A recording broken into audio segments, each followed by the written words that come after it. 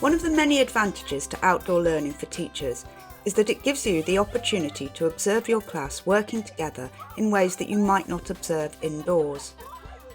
We hear time and time again from teachers that they see their children in a completely different light when observing them working outside. So, how can we support and encourage them in developing the strengths when they are different from the ones we are used to seeing inside the classroom? At Grow to School, we use teamwork to help support and engage children of all abilities. This means that you are watching 4 or possibly 5 separate mixed ability teams, making it easy to see when children are not engaged. Non-engagement takes many shapes and forms. It could be a child is just staring into space. It could be a child has picked up a stick and is playing weapons, or it could be a child is running around aimlessly pretending to pick up natural materials. The beauty of outdoor learning is there is always a job for a child to do. So, bring them back to their team, talk to the team as a whole and come up with a job for everyone to do. Occasionally we might see that the children are not on task because they're having difficulty working as a team. Rather than discussions, there are arguments taking place. At this point, it's a good idea to step in and find out what is happening.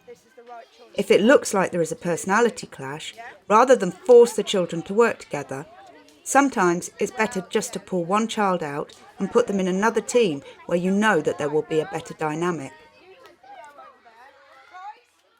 It is important to understand that this is not failing at teamwork, but is about making children feel comfortable with teamwork, so that later on in their education or their life, they will hopefully find it easier to get on with other people because they have had a positive experience of working together.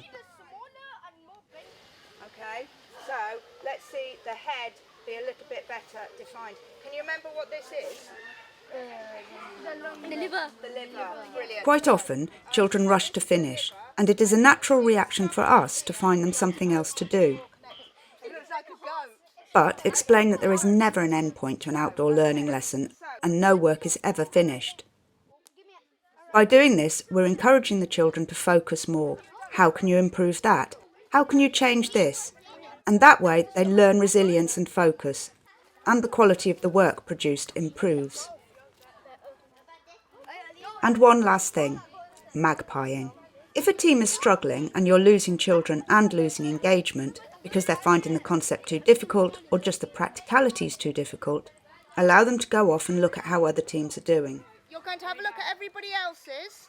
When I blow my whistle 3 times, you're going to go to your favourite. You cannot. Finally, it is about bringing the class together at the end to discuss the work that they've done. This helps inform the learning that has taken place and also helps the class engage as a whole. One of the things that we often do is get the children themselves to vote on which is their favourite.